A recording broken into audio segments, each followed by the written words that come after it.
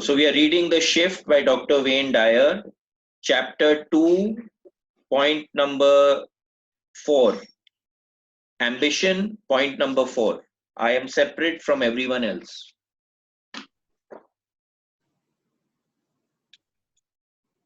Shivangla?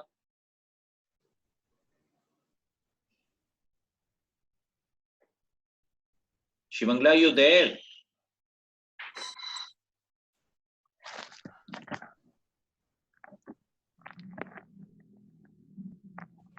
Oh, she's there. She's there.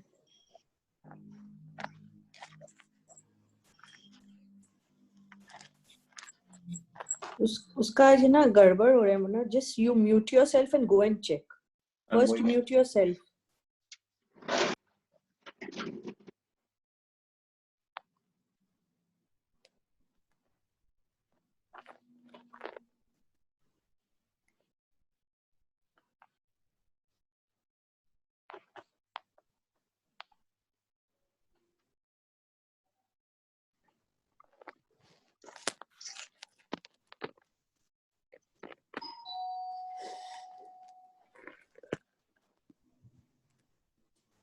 Oh, daraza kulna Arti.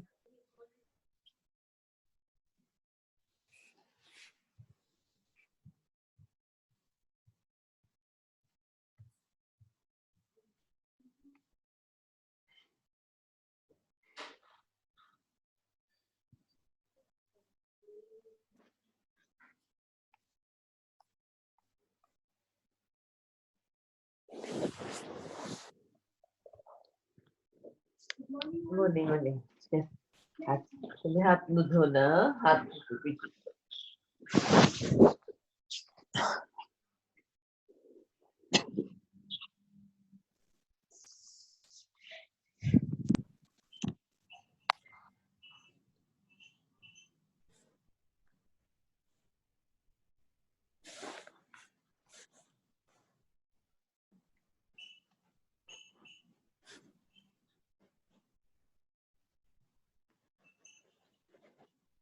He's just Can coming. you hear me? Can you hear me? Yeah, we can hear you. Okay. I am separate from everyone else. You want me to share my screen? No, I'm sharing the screen. Okay. In the ego sense, ambition wants us to believe that we are the only one who matters. If we are well indoctrinated in this ego belief, it's very difficult to consider the idea of Earth existing without us, or of Earth having a reason to be here in the first place. The key word in these final three components of ego's inventory is separation. So again, over here we are talking of duality, and we think we are very, very important. But in the bigger scale of things, when we see we are not even like today an ant, we don't consider an ant to be anything. But in the ant's own world, it is everything. So like that, we think we are everything in the world, but in the bigger scale of things, we are actually literally nothing. If we believe that we are separate from distinct from everyone else, we fulfill the false self's program, but recall that we emerged from non-being characterized by oneness. Allow the statement by Thomas Merton to settle within you. We are already one, but we imagine that we are not. And what we have to recover is our original unity. Merton's words have the ring of truth, and they deny ego's insistent edict of separation. So duality is ultimately, we have to transcend duality. We need to go into oneness. Again, in the Gita class or in the Shiv Tattva, we are talking about connecting with the Atma. You are the Atma, right? The Atma is part of the whole. So you are the whole. So we are going from ego towards wholeness. Ego insists on separation because that's how it undermines allegiance to the authentic self. When we recognize and respect our connectedness to each other, the air we breathe, the water we drink, and the sun we rely on, and most significantly, the invisible source we are animated by, the ego can return to its rightful space. So when we recognize and respect our connectedness to each other, that is basically the key. Now everything has a magnetic field around itself, and the magnetic field goes on into eternity. So whether we like it or not, all of us and everything around us is actually totally interconnected. Ramana Maharshi's contention that there are no others is deliciously thought-provoking and for me essentially puts ego completely out of business. Ego survives and thrives on the basis of our belief in our separation from others.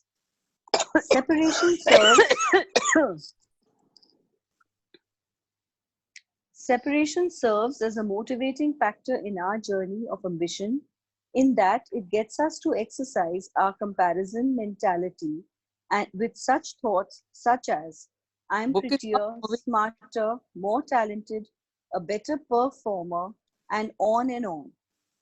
With this attitude firmly entrenched, we pursue the business of proving our superiority in relation to others. If we are aware that there's no separation, no others, we don't need to prove our superiority. So again, as soon as we go into a state of oneness, that everything is me and I am everything else, then there is no question of any separateness. Okay, and when separateness is not there, then who are you going to compare against? So the ego totally drops. We Niket, don't this need to book prove our security. Yes, Auntie? it's not scrolling. It's not going up. Oh, I'm Yeah, sorry. you I'm sorry. I'm sorry. need to Auntie. scroll. Yeah, missed it. Today I'm unable to scroll it, so. By contrast. Yeah. Yeah. By contrast, when our connectedness to others dominates our beliefs, we don't need to defeat anyone, fight for what we identify as, wage war, take advantage of others, or continually try to be someone we think of as a winner. Instead, seeing the unfolding of God in everyone means that there's no conflict, since we see ourselves in others. We understand the wisdom in this observation. When you judge other people, you do not define them. Rather, you define yourself as someone who needs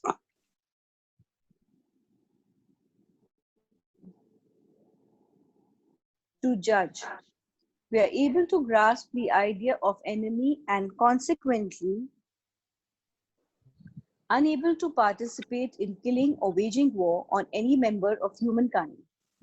As the Native Americans love to say, no tree has branches so foolish as to fight among themselves.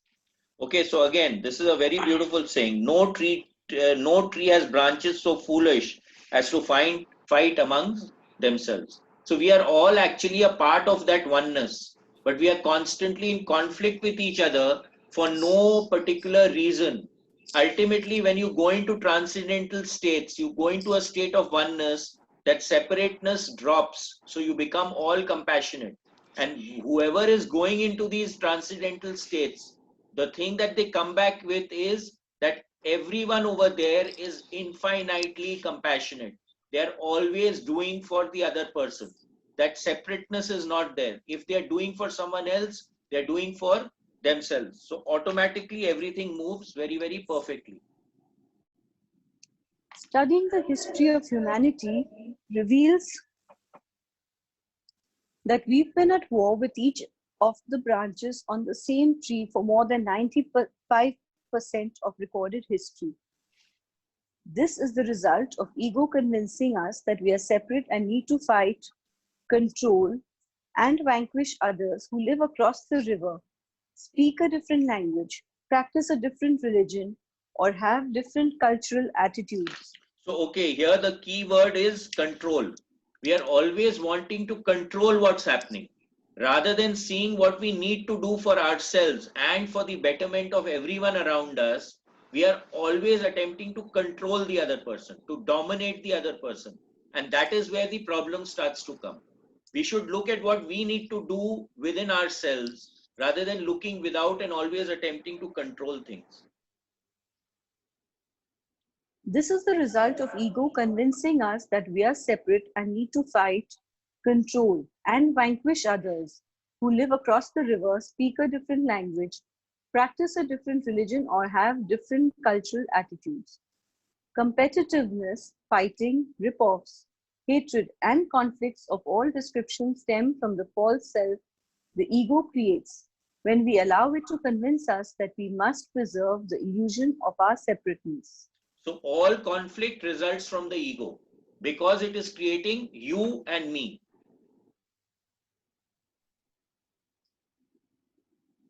Ambition is so often a drive to excel by judging ourselves as superior to them. The reality is, they are us in disguise as them. Instead of noticing our oneness, we focus on the differentness that ego perpetrates. As Lao Tzu relates in the Tao Te Ching, there is no greater loss than feeling I have an enemy. For when I and enemy coexist, my treasure becomes obscured. So what is that treasure? That is that inner oneness. As soon as duality exists, you move out of that inner oneness. The treasure is the universal unifying force that is in all things, the all-knowing Tao. So the all-knowing Tao is again the Atman or the Atma within us. Regarding the ego's need to believe in separateness, the Upanishads say, when to a man who understands, the self has become all things, what sorrow, what trouble can there be to him who once beheld that unity? So now anyone who has felt that oneness, right? You always aspire to go towards that oneness. And when you are in that oneness, all the material objects, the desires, the sorrows, the dukh, the sukh, everything totally drops. Because in that unity, there is wholeness, there is no duality. So there can be no comparison. If there's no comparison, then there is no dukh or sukh.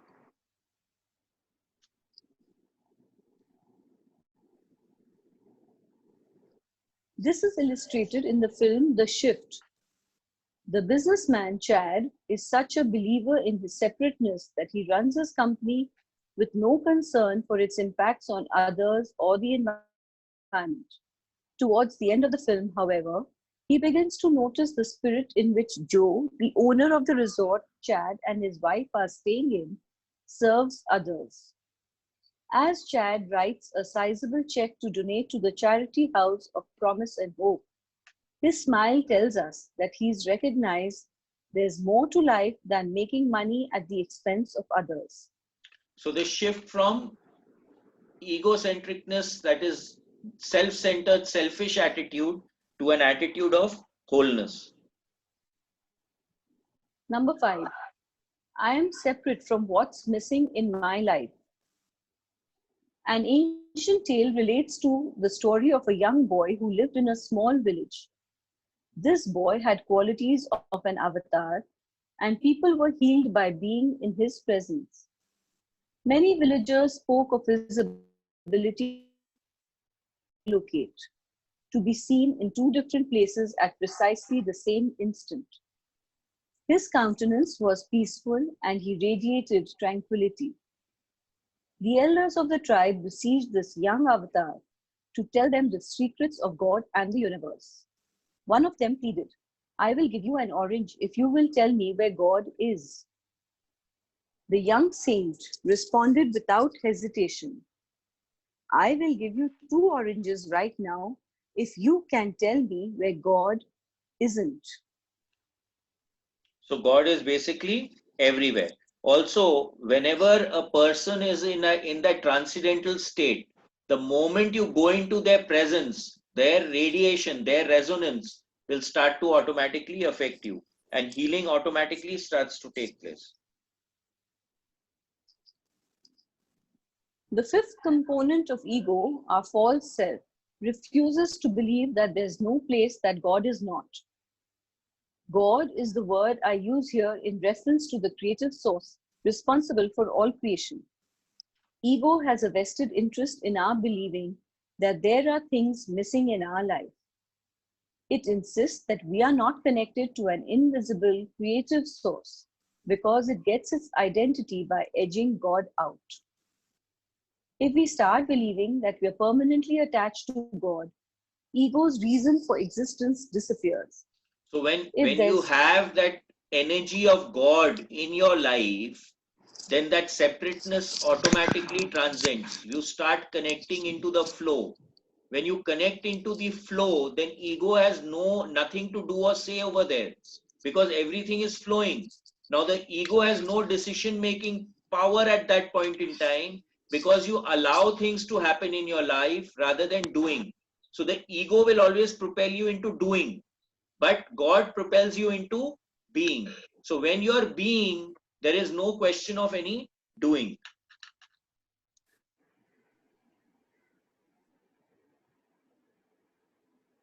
If we start believing that we are permanently attached to God, ego's reason for existence disappears.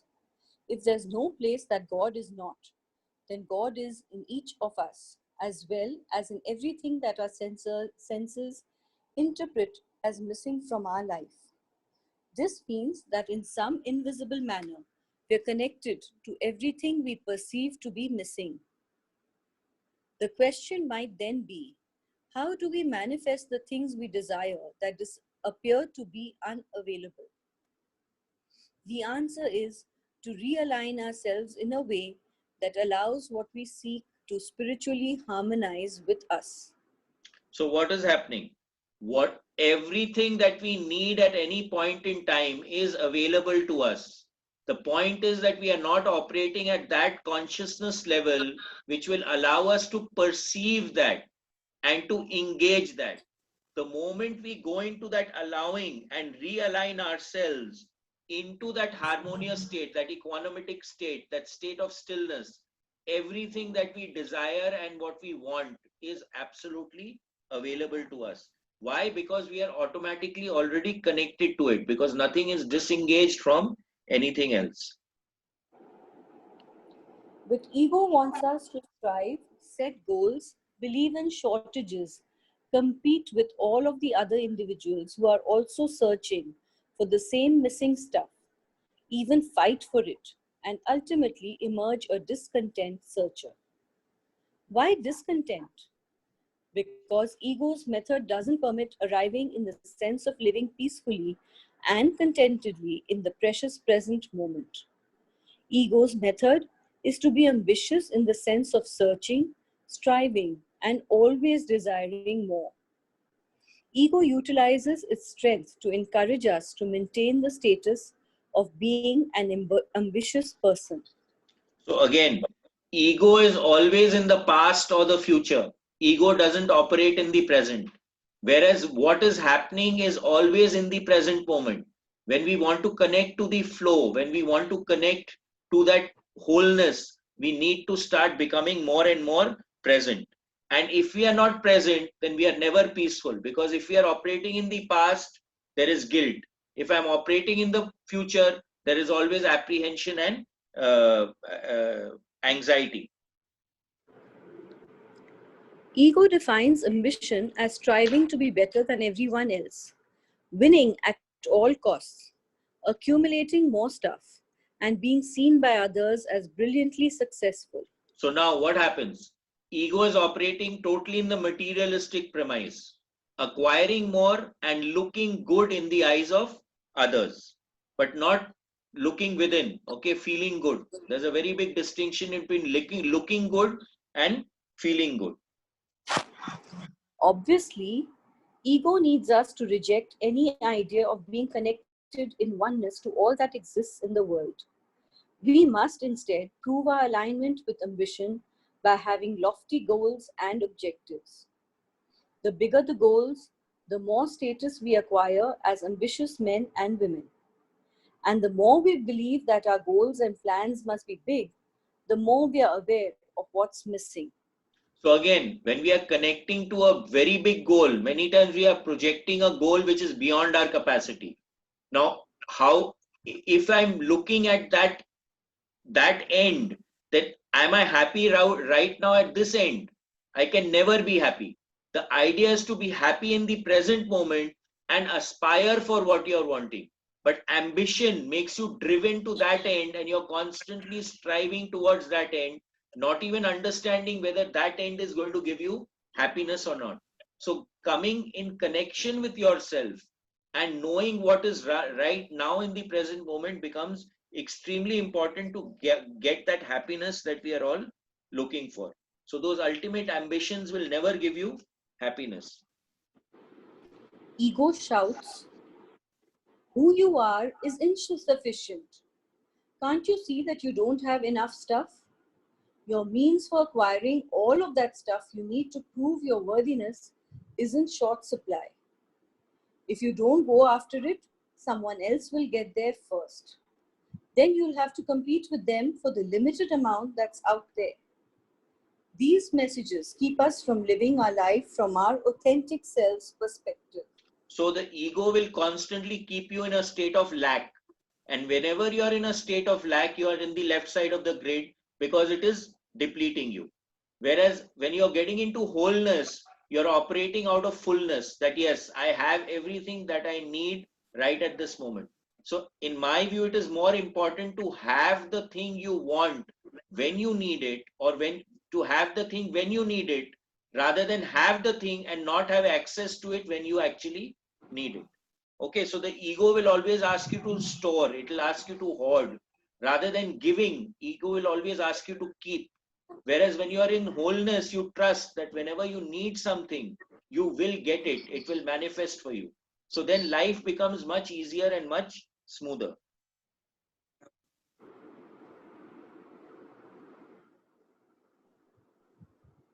Someone has written, you need to scroll up. Do you want me to share my screen? I can share it now. No, I'm sorry. Chalo, I'm doing it. You've gone a little too up. No, it's here only. Our real self knows that we don't need one more thing in order to be worthy. And that believing we do need anything else in order to be happy could be a definition of insanity. It also knows that there are no shortages in this universe. But ego is terrified of our belief that abundance and contentment are readily available. So again, the ego acts always in lack, that tomorrow I may not get it, so I need to hoard it. Whereas the universe operates in abundance, that everything is available for everyone. So whenever we are operating out of lack, we get fear, we get, we want to hoard, we don't want to give, we don't want to let out. And that's what creates the unhappiness. The fear of loss again starts to create a problem for us. Ego needs us to be convinced that ambition is a healthy way to assuage our discontent with all the things that are missing in our life.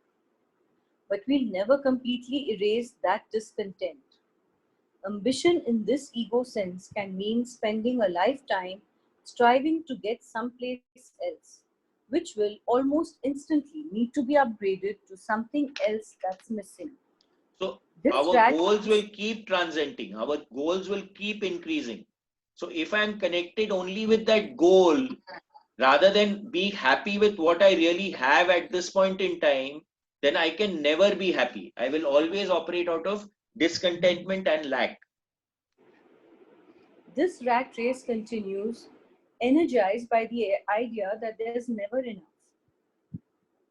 However, we have the power to eliminate ego's insane ideology of striving and instead live in a state of contentment. In the process, our connectedness to everyone and everything will be clarified. Rather than strive for what we perceive to be missing and then be unable to find contentment, we can relax in harmony with our source of being.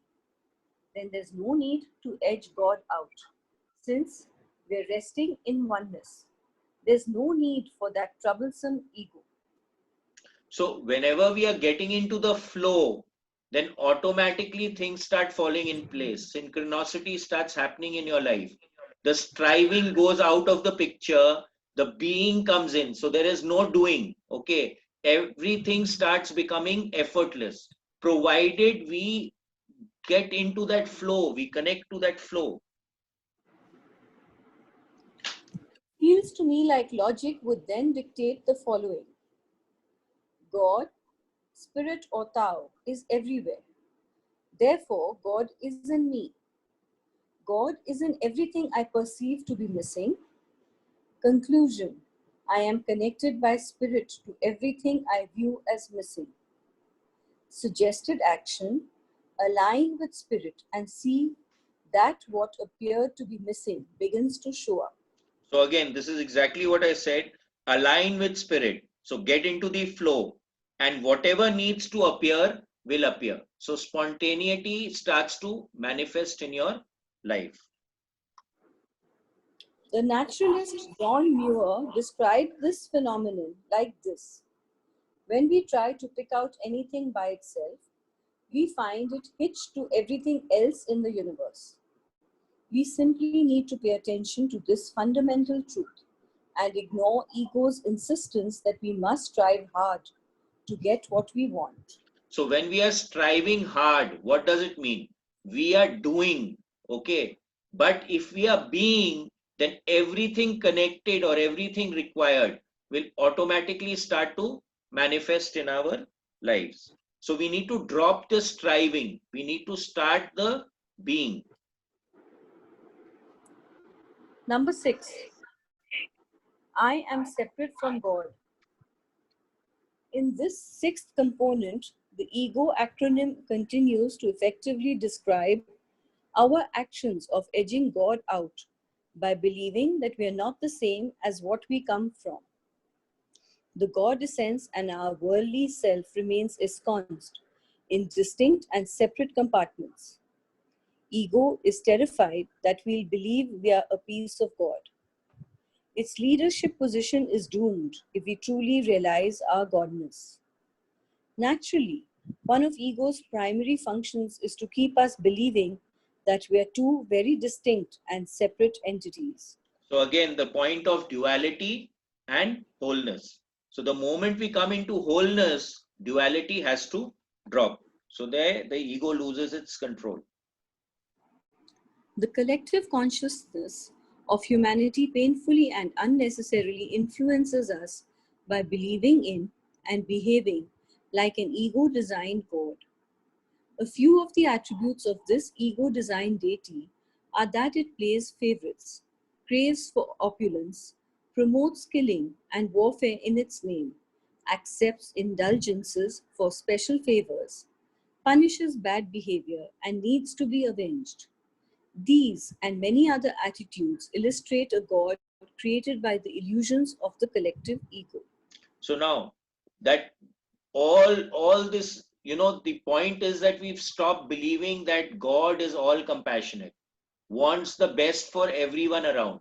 And the separateness which is created by religion, this is what he's talking about here, that my religion is better than your religion. But when we go down to the essence of how each and every religion started, it started from an experience which was otherworldly, from an out of body experience it started. Okay, Jesus went and saw that burning bush, Moses saw the burning bush, Muhammad also saw a burning bush.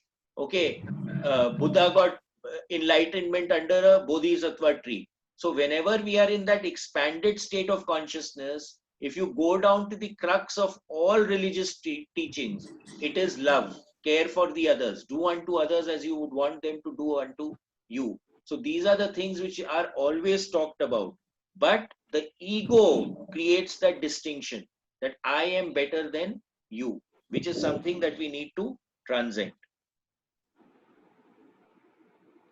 Throughout history, ego-designed human-made creator has been characterized as separate from us. Who among us hasn't heard of God portrayed as a white, dead male with a long flowing beard, floating around the heavens with supernatural powers, watching over us like a cosmic bellboy who will answer our prayers sometimes, depending on his whims and whether we've obeyed his rules? This entity is viewed not as an all-giving divine source, but rather as a temperamental superpower who withholds his ability to solve our problems or heal our diseases depending on whether he is in the mood to grant us special dispensation. This is a creator of the ego, invented by ego and dedicated by serving ego's demands. This is a creator who must, by virtue of its own ego, be separate from the subjects it must watch over, control, and punish when necessary. So this is the dualistic thinking process. And again, Nagarji also talks about it, that we've got two distinct types of religion. One is which originated from India, and the other which originated from the Middle Eastern countries in Israel, etc., in that area. So there they talk about the three religions which came out from there was Christianity, Judaism, and Islam. All of them believe that God is separate from us. Whereas all the religions which emitted out of India, we believe in the oneness of things. So what he is talking about here is of those three religions which say that God is separate from us. Even in Hinduism, we treat God as separate to us and ask things from the God rather than actually merging with that Godhead and becoming God, Aham Brahmasmi. That is where we need to actually strive for. Okay, so he says over here, watching over us like a cosmic bellboy. So we are constantly giving arzies and expecting something in return from there. But that's not how the cosmic this thing actually works. What we are seeing also when we are going into these transcendental states, when we can go into those states and set our intent over there and then allow the things to manifest here. Okay, so it's not a question of whims and fancies. It's a question of what we want to achieve in this lifetime. What are we looking for? And connecting with what we came here to actually achieve. So there is no question of any whims and fancies. The more we connect with what we came here to do, the better off we will be, learn the lesson, and then move forward. What does it take to shift out of this detrimental belief system? Certainly, scorching the ego, as Ramana Maharshi suggests in the quote that opens this chapter, is symbolically appealing. In the film The Shift, I suggest thinking of our relationship to God or the Great Tao by imagining the ocean as symbolic of God and ourselves symbolized by a small glass of water from the ocean. If asked what's in the glass, we'd say a glass of God.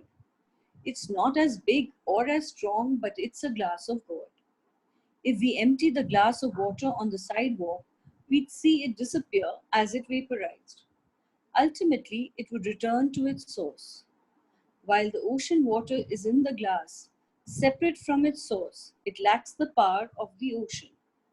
But when it rejoins its source, it is once again part of the powerful ocean. That water on the sidewalk, having lost its connection to its source, is a symbol of ego. Of ego. Okay, so what is that? We are a part of that source. Because we are living in duality and we treat ourselves as separate from that source is the issue which is creating a problem for us. The moment we start connecting, we start aligning, we start flowing. I call it the jack in. We jack into that flow, then automatically things will start to get neutralized for us and we will start living what we have actually come here to live for. In the second half of this book, we'll discover how to maintain our connection to Source and our authentic self in this world.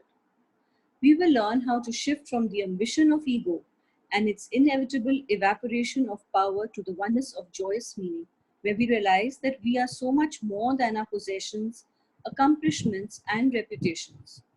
The shift to meaning eliminates our feeling of separateness and illuminates our spiritual connectedness. So again, if we are so connected with what we are achieving rather than being, then automatically we create a separation. Chapter 3. 2. Thoroughly unprepared, we take the step into the afternoon of life. Worse still, we take the step with the false assumption that our truths and ideals will serve us as hitherto. But we cannot live the afternoon of life according to the program of life's morning. For what was great in the morning will be little at evening, and what is in the morning was true will at evening have become a lie. So it's like previously the people believed the earth is flat. And then suddenly that became a lie and the world became a round circle. Then it was believed that the world is the center of the universe. Then Galileo came up with the thing that no, the earth revolves around the sun revolves around the galaxy. Okay, so now what happened? What was truth at one point in time became a lie after some time. So again, it's all a matter of perception. So instead of aligning with these small perceptions, if we can align with that higher state of consciousness, then automatically everything will start to fall into place.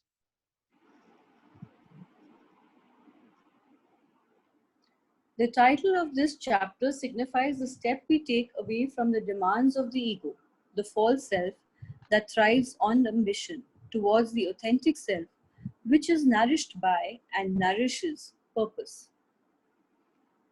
Jung uses the morning of life as a metaphor to illustrate that early on, we allow ego to be the dominant influence.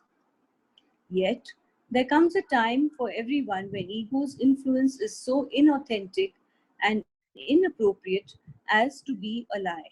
So when he says purpose over here, it is what we have actually come into this earth, into this life to achieve.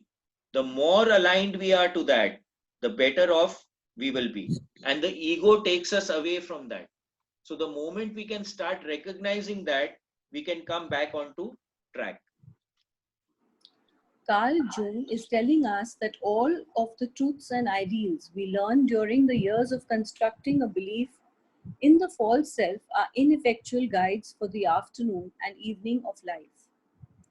The shift starts between the so-called morning and afternoon, when we begin yearning to find something more in our existence. So now over here, whenever we are operating off track, that means if we have a line, this was a life path that we had decided, when we are going off track, you'll get an inner feeling that I am off track. And we all of us realize that. And then we need to take steps to get back onto track. So what is that track? Again, connecting with the flow. We then begin the move to a life that's governed by our soul's call for something more, something purposeful, rather than the meager illusory offerings of the ego.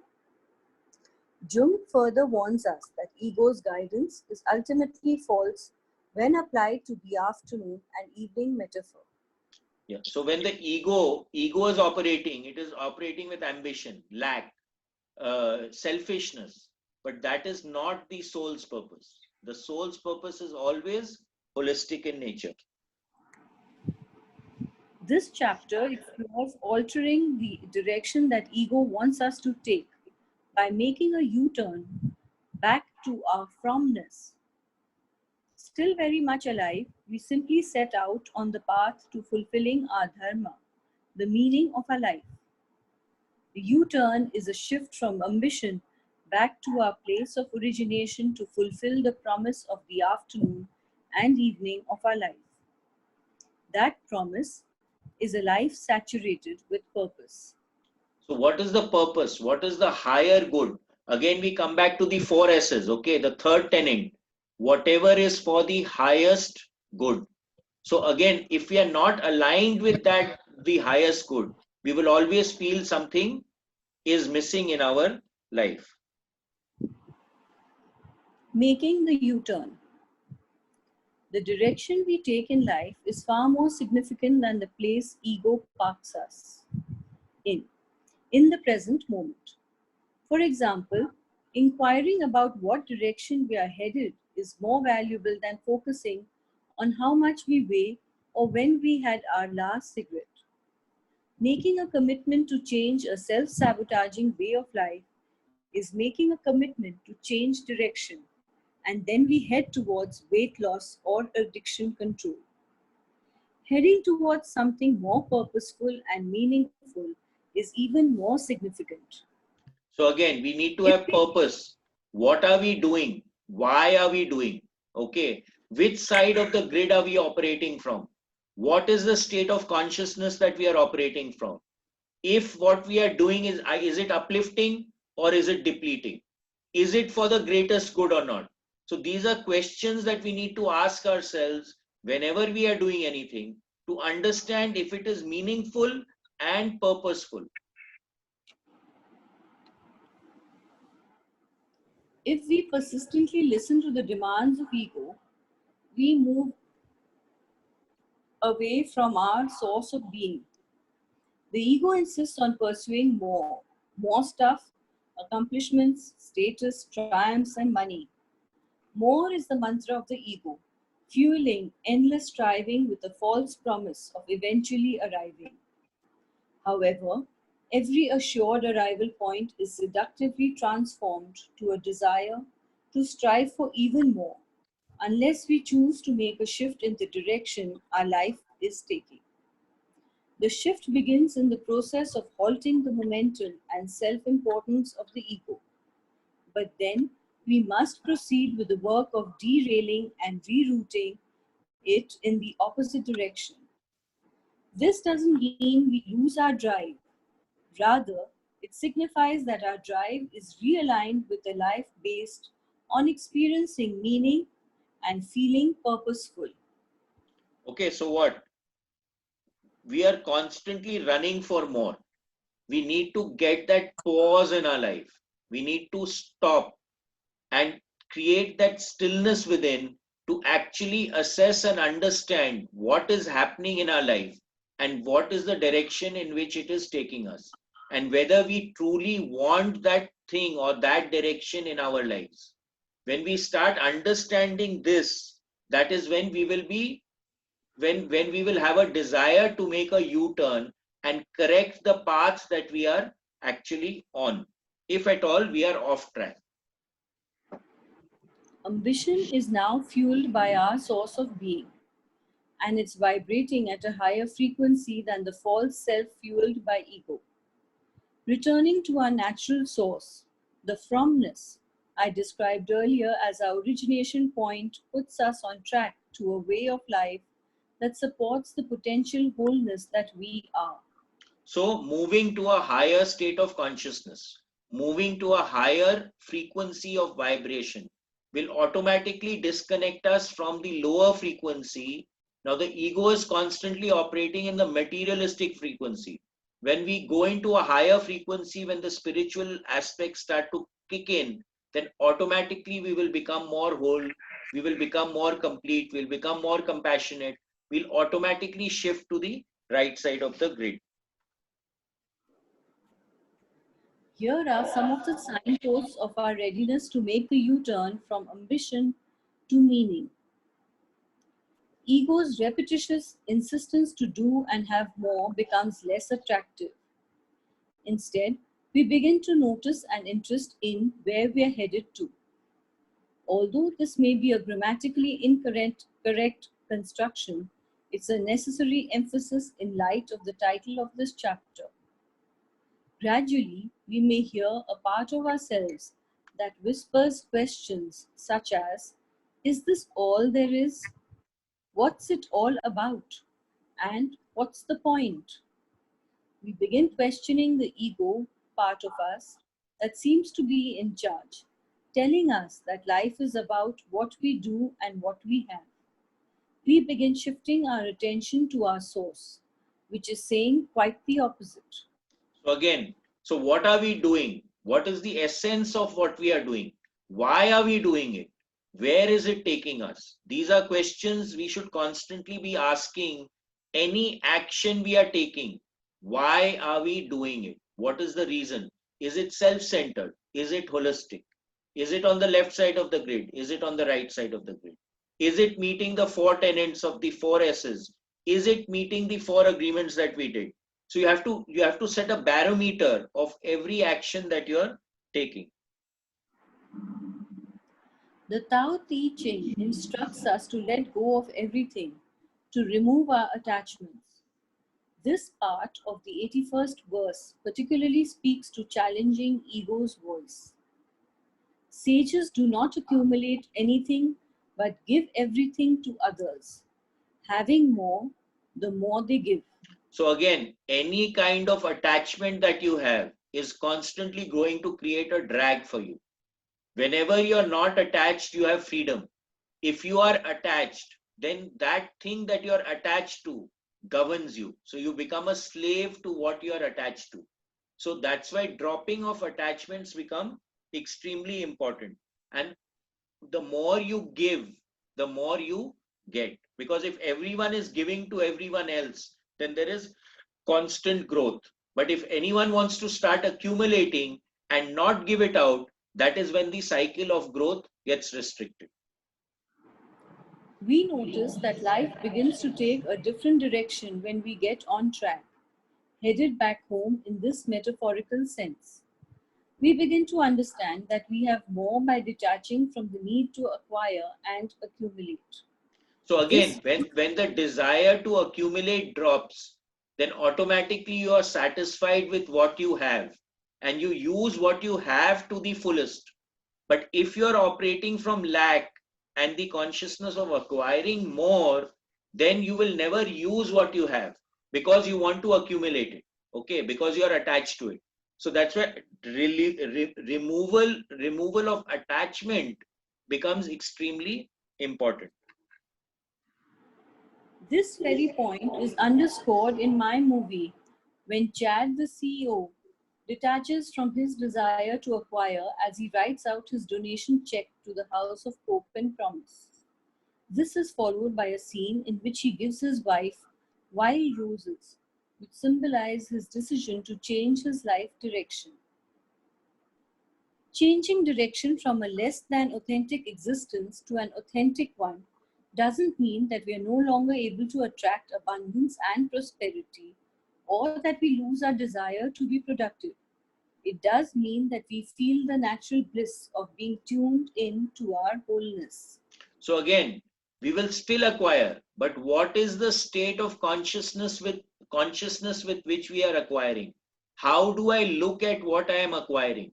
What do I use what I am acquiring for? How do I relate to what I have acquired? All these things become very important. We begin to shift from doing more to doing less. Our source of being encourages us to be like the Tao and do less. Lao Tzu states that by doing nothing, everything is done. Likewise, Jesus tells us, look at the birds of the air, for they neither sow nor reap nor gather into barns, yet your heavenly Father feeds them. So over here, okay, our source of being encourages us to be like the Tao and do less. Okay. Now, if I'm not doing, I'm being, then everything is happening around me. So when I allow things to happen rather than wanting to do things, there's a very, very big shift in the way things are happening, and automatically things start to happen. You will find it when you let go and you allow things to happen at their own pace, automatically things start slot in and do what needs. It's very much like these spokes in a machine. Each one will turn the other. Okay, but if you want to forcefully turn one, then it doesn't work because everything is interconnected, everything is interrelated. You start it off at one point and the whole system will automatically work. So we need to do less and be more. This shift is away from the ambition of gaining the whole world, which Jesus refers to when he asks, for what will it profit a man if he gains the whole world and loses his own soul? So again, if I acquire a lot, but I'm not happy, I'm not connected with my soul, I keep finding something is missing, then where am I? It doesn't make any sense to acquire all that wealth that I have acquired. On the journey of to that is back to our original nature, we do more of what the recovery movement teaches in that we let go and let God. Without pressuring ourselves to achieve at all costs, we attain the wondrous position of accomplishing more, and we ultimately feel more significance in our life. So when you connect into the flow, when the synchronicity starts to happen, you will automatically find that you are achieving more because you are allowing that wholeness, the universal energy, to get to you whatever is required for you. But when we are operating out of ego, then we are doing, the universe is not doing. But when we shift, we create that shift in our attitude, then the universe starts doing and you are not doing. So you shift from the concept of doing to non-doing, but happening. So over here he says over here, our source of being encourages us to be like the Tao and do less. So you'll find you'll be doing less, but more things will be happening because the spokes in the engine, you turn one and the whole thing starts to move. We begin to shun the spotlight and function more from the shadows. Our source of being says that humility should be our primary focus. Okay, now But this is also important. When I was taking aura photographs, I had found that there were two spectrums. There's a red golden spectrum and the blue violet spectrum. The red golden spectrum is the materialistic spectrum. The blue violet spectrum is the spiritualistic spectrum. And I always told people who had the blue aura, which is more the spiritualistic spectrum, that they are the power behind the throne. That means that they get everything organized, but they don't come into the spotlight. So this is exactly what he's saying here. We begin to shun the spotlight and function more from the shadows. Our source of being says that humility will be our prime focus. So you'll find that the blue aurat person are basically operating out of humility. The golden aurat person or the orange aurat person will have that ego. They'll have that flamboyance. They'll want to get in the front and talk. So they take leadership roles. But the actual work is always done by the blue aurat person. But for years, he has been effectively convincing us that we must focus on acquiring a reputation for being an ambitious person. In the shift from ambition to meaning, we absorb the truth of the Tao and find ourselves attracted to statements such as this one from verse 73. It is heaven's way to conquer without striving. Our desire for accolades shifts to the opposite of ego's edicts. Jesus similarly speaks in opposition to the ego when he states, "For he who is least among you all, he is the greatest." Luke 9:48. Imagine the difficulty ego has when we begin practicing this kind of radical humility. Ego thrives on the approval of others and the accolades that come our way. So it isn't surprising that we learn to adopt an approval seeking lifestyle. We've sought approval since we were toddlers. As we reverse our direction and begin diminishing our self importance, however, we become independent of the good or bad opinions of others. So when you are being, then you are really not bothered by the opinion of others because you are doing what you want to do, what has to happen, what is the divine will. So there is no question of approval seeking. You may take advice from people, but you will do what you feel is the correct thing to do. But when you are operating from ego, then you constantly want the tilak from people. You want the approval. You want the thappa from everyone around you.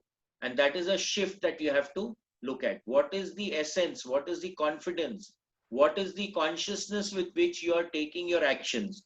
Will show you whether you are operating from ego or whether you are operating from a higher state of consciousness.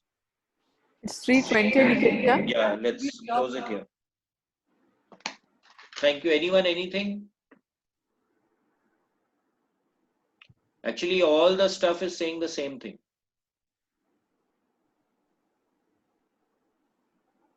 Your fullness. I never really indulge in reading our scriptures But the more I'm reading it, all these books are talking about the same thing, literally Yeah. speaking. Very true.